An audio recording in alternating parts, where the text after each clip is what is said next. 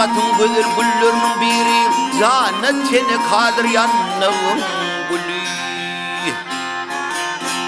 Sayedimde bitsin başka hüdürün, dertle dermandır yanlığın gülü.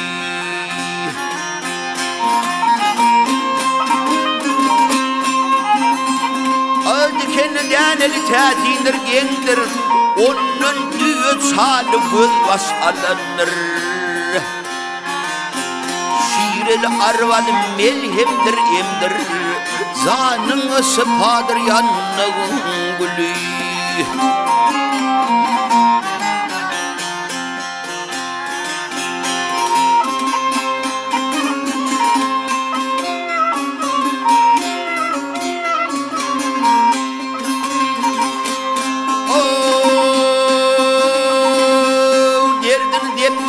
Her bir insanın kendi nasihat sevip Lukman'ın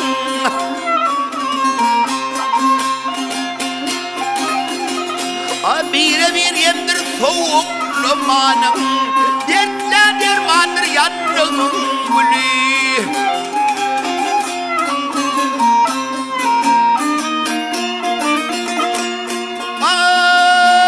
Dermalı kaseti aydım hengine köküm ozu dünyanın yemin sonuna.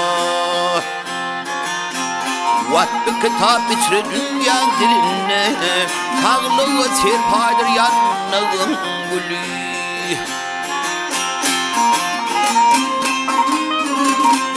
Arka dağlı vasfımda hacı dolu, arka dağlı çeldar devam geli.